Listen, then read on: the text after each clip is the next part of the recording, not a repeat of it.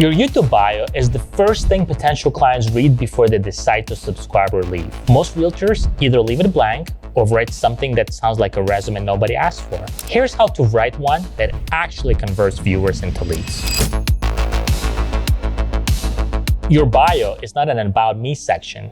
It's a pitch to your ideal client. It should answer one question: why should a buyer or seller in your city subscribe to this channel? In the line first, lead with what the viewer gets. For example, thinking about moving to Toronto.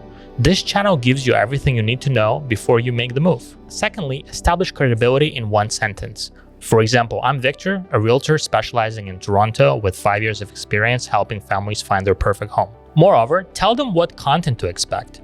For example, every week I post neighborhood tours, market updates, and tips for buyers and sellers in Toronto. So in the next line, you could include a call to action, which is very important for a bio.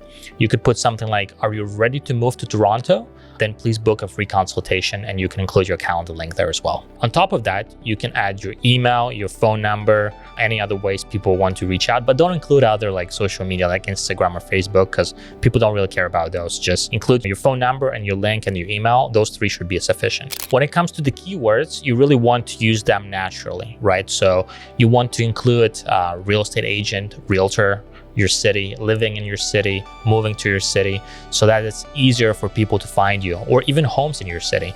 Because this way, whenever the Google search or the YouTube search is indexing your channel, you're gonna be popping up because you have those keywords in there. Very important. But don't overuse that. You don't want to, blow up your bio as a bunch of keywords that are not really relevant. Keep it short, maybe 5-6 keywords in the bio that are specifically relevant to your market. Also, in terms of the structure, keep it clean. Make sure you separate each paragraph so it's easily readable.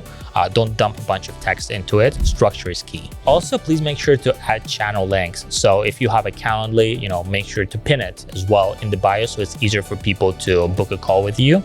As well as you can promote your website there so they can find more information about you, stuff like that. But don't put too many links. Usually 2-3 is more than enough. On top of that, don't forget to edit it from time to time because over time your bio will become quite old. So you want to add some details. Maybe, you had a great year. You want to include what was the sales volume for you overall. Or you can also include, how many families you helped. And hopefully each year you'll be helping more and more. Just keep it fresh. Once a year, definitely try to update it so it's not staling. And now let's take a look at a few good and bad examples of what those bios could look like. Let's take a look at the really bad example first. We can take a look that this realtor doesn't really know what they're doing. Their bio is not optimized.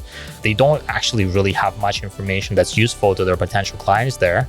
So that's a bad example of how to do it. And now let's take a look at the good example. So this is what a bio should look like for a realtor. This is one of my clients, Chad.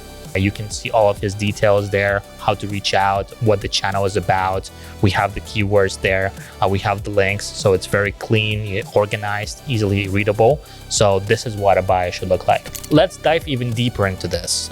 Please book a strategy call. We'll go through everything in detail so that you're not hesitating, you're not guessing. You're getting valuable information and you're making the right decision and everything looks perfect.